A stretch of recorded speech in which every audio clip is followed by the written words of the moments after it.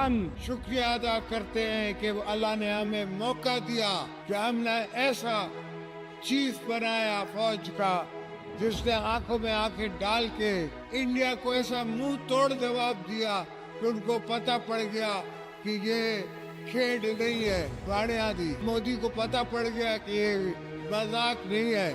پاکستان پاکستان ہے اور ہم مسلمان ہیں اور ہم اپنی دفاع کرنا جانتے ہیں. یہ تو شکر کرو ابھی بھی لوگوں نے تمہارا لحاظ کیا ہے, دنیا نے تمہارا لحاظ کیا ہے. اگر نہیں تو پتہ لگ جاتا ان کو سب, ان کے سارے جہاز گرا سکتے تھے ہم.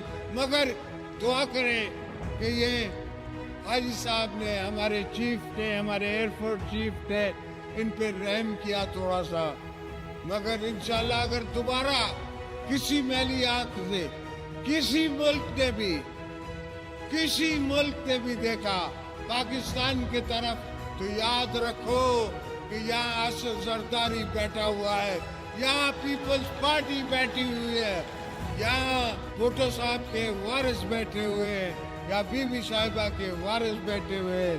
یہ سب ورکر, یہ سب ہم جنگ کے میدان کے لیے خود تیار ہیں, ہم خود ہتھیار لے کے لڑنے کے لیے تیار ہیں, ہم اپنی جانوں کی قربانی دینے کے لیے تیار ہیں اس ملک کو, اپنے مادر وطن کو بچانے کے لیے. تو یہ بھول جاؤ کہ روٹی ہوگی گولی ہوگی, روٹی ہوگی گولی ہوگی, ہم گولیاں ماریں گے, تم کیا